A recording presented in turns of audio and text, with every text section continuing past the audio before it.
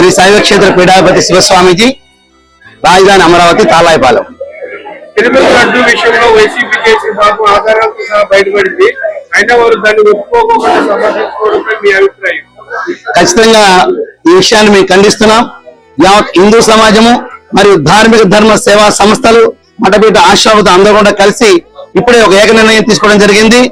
వారు ఎవరైతే దోషులుగా ఉన్నారో వారిని తక్షణమే అరెస్ట్ చేయాలని చెప్పేసి మేమందరం కోరుకుంటున్నాము.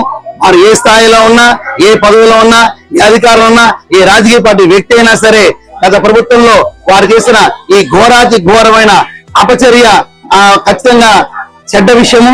దాన్ని యావత్ సమాజం కూడా గర్విస్తుంది. వారిని తక్షణమే అరెస్ట్ చేయాలని మేము కోరుకుంటున్నాం. జగన్ రెడ్డి ముఖ్యమంత్రి నాటి నుండి హిందూ మతంపై దేవాలయాలపై దాడులు జరిగాయి. తాజాగా లడ్డు లడ్డు లాంటి మహాపురం బయటపడింది. జగన్ రెడ్డి ప్రమేయం లేకుండా ఇవి జరిగాయని మీరు అనుకుంటున్నారా?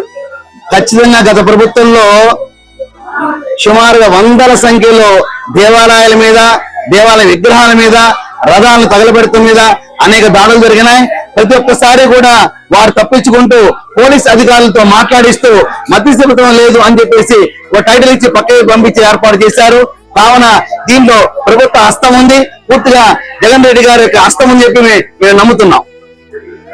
వైసీపీలో చాలా మంది హిందువులు ఉన్నారు. వారెవరు కూడా ఈ అత్యాచారంపై స్పందించుకోవడం మీరు ఎలా చూస్తారు?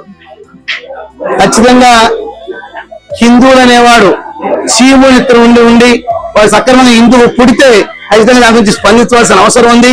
పార్టీలు వేరు, అభిమానం వేరు, నాయకత్వం వేరు. ఇది సమాజము, సంఘము మరియు హిందువుల యొక్క మనోభావాల యొక్క ధర్మం.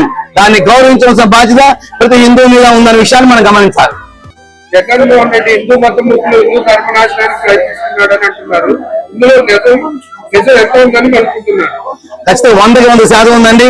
దానికి సహకరించిన స్వరూపానంద సరస్వతి వారు కూడా ఆ పాపల భాగస్వామ్యం చెప్తున్నాం. ఎందుకంటే కాషాయం ధరించినంత మాత్రాన వారు సద్గురుగా మారలేదండి. వారి ధర్మ పరిపాలనలో ధర్మ ప్రభుత్వానికి చేయి తెచ్చినప్పుడు మారతాడు. అతను అధర్మ ప్రభుత్వానికి అధర్మంగా చేయి తెచ్చారు. కాబట్టి స్వరూపానంద కూడా ఈ విషయాన్ని ఖండిస్తున్నాం. లడ్డు విషయంలో ప్రజల దృష్టి మళ్లించడానికి ఏదైతే అసత్యారోపణ చేయడానికి మీరు ఎలా చూస్తారు? వారు అనేక యుక్తులు కుయుక్తులు పన్నుతూనే ఉన్నారు. వారు చేయని నాటికే పరిణామాలంటూ లేవు. ఖచ్చితంగా ఈ విషయంలో ప్రజలు అవగాహన కలుగజేసుకోవడానికి ఈ ధార్మిక ధర్మ సమ్మేళనం పెట్టాం. తొందరలోనే తిరుపతిలో భారతదేశం నుంచి పీఠాధిపతులతో ఒక సమావేశం పెట్టి యావత్ సమాజానికి సందేశం ఇవ్వబోతున్నాం.